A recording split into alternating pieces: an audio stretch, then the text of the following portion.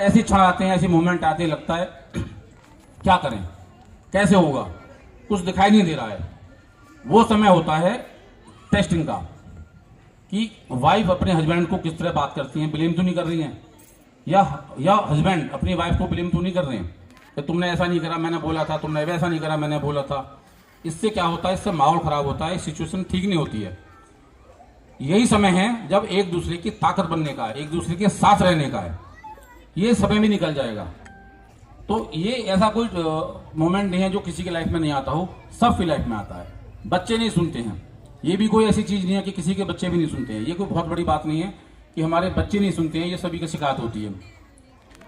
आप लोग देखिए, मुझे बड़ा अच्छा लग रहा है कि गर्मी होने के बावजूद भी आप लोग इतना टाइम दे रहे हो और पंखा कर रहे हो। फैन मिले नहीं थे, तरुण जी ने काफी कोशिश करी चलाने की, तो वो मिल नहीं पाए। गर्मी में बैठे हुए हो, ये रुद्रपुर का मुझे सबसे अच्छी बात ये लगती है कि आज हमारे गुड़गांव में 2 स्कूलों की ओपनिंग थी, लेकिन मैं पहले भी यहाँ आया था। मैंने आप लोगों का अटैचमेंट और इन्वॉल्वमेंट देखकर मैं वो पोस्टपोन कर दिए, उनको हम 5 मार्च में करेंगे। और मैंने यहाँ आने का डिसीजन लिया कि मैं आपके पास इस प्रोग्राम में 100% आऊँगा। तो ये आपका जो इन्वॉल्वमेंट है ना, ये बच्चों के साथ भी इसी तरह का होगा, मुझे 100% मैं कह सकता हूँ। यहाँ आप लोग सभी बैठे हुए हो, ये बहुत अच्छी बात है। तो क्लैपिंग तो कम से कम आप लोगों के लिए बनती है, नहीं जोर से।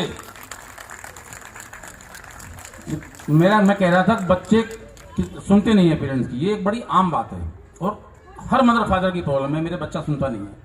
तो इसमें ऐसी कोई चिंता की बात भी नहीं है, घबराने की बात भी नहीं है, क्योंकि आप 100 पेरेंट्स से मिलो, 100 के 100 बोलेंगे कि मेरे बच्चे सुनते नहीं है। इट मीन्स कोई प्रॉब्लम नहीं है। ये जब किसी के नहीं सुनते हैं तो कोई ऐसी चिंता की बात नहीं है।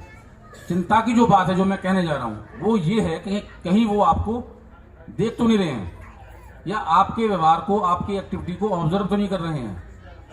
रोल मॉडल बनना होगा अपने बच्चों का।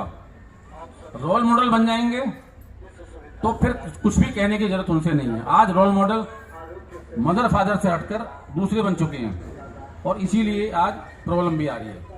सोसाइटी में आप जो डिप्रेशन और डाउन माहौल देखते हो ना, उसका बहुत बड़ा कारण ये है कि हमारी कहीं ना कहीं बच्चों की परवरिश की ही कमी है, कि जो बच्चों के रोल मॉडल शिफ्ट हो रही है। जहां मदर फादर रोल मॉडल है, वहां बच्चे जिन पूरी लाइफ डिप्रेशन में नहीं आते हैं। आज हर स्कूल कॉलेज में काउंसलर डेस्क बनी हुई है। एग्जाम से पहले मोदी जी भी देखो स्पीच देते हैं कि नहीं आपको डाउन नहीं जाना है, आपको वैसे करना है। एक इस तरह का माहौल बन चुका है, एग्जाम से पहले फियर।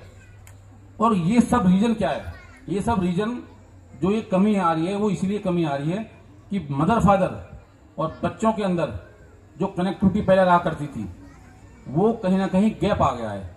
और गैप आने का कारण एक बहुत बड़ा हो गया है आज ये सोशल मीडिया। मदर फादर के हाथ में भी मोबाइल है, बच्चों के हाथ में भी मोबाइल है।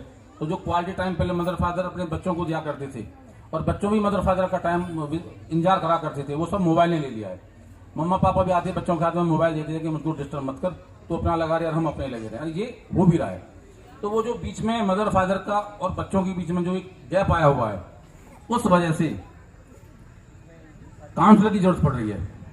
और एक्चुअल में काउंसलिंग की जरूरत जो मदर फादर ले जाते हैं ना बच्चों को काउंसलिंग के लिए कि मेरा बच्चा सुन नहीं रहा है, ये बच्चा वैसे रहता है, डाउन रहता है, डिप्रेशन में रहता है, बच्चे की कहीं कोई कमी नहीं है। काउंसलिंग की जरूरत होती है पेरेंट्स को, क्योंकि बच्चे तो बच्चे हैं, उनको तो पता ही कुछ नहीं है डिप्रेशन क्या होता है, डाउन क्या होता है। मदर फादर को जरूरत होती है उनको अपने व्यवहार में, अगर थोड़ा थोड़ा अपने व्यवहार में हम चेंज करेंगे तो घर में बहुत बड़ा चेंज आ जाएगा, बहुत बड़ा परिवर्तन आ जाएगा और बच्चे उस माहौल में, उसी माहौल में अपने आप को ढाल भी लेंगे।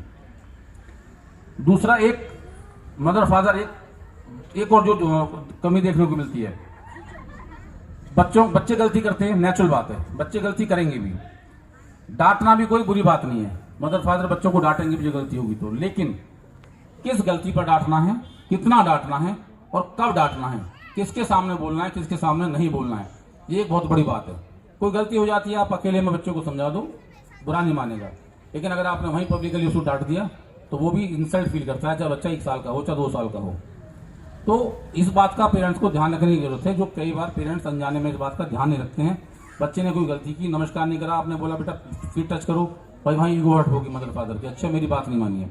तो बच्चों की भी ईगो हर्ट होती है, उनका भी उसी तरह रेस्पेक्ट करने की जरूरत है, उनकी इमोशंस की, उनकी फीलिंग की रेस्पेक्ट करने की जरूरत है।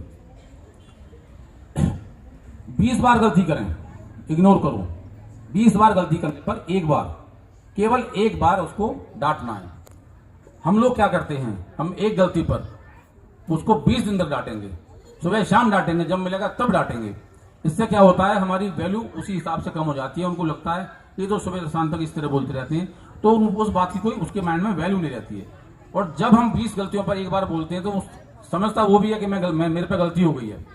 तो 20 गलतियों पर जब हम एक बार टोकते हैं तो उसका असर पड़ता है और वो बच्चा अपने आप को इम्प्रूव करता है। अगर हमारी बात को वो हल्का लेना शुरू कर देगा तो सही बात को भी वो गलत मानता है।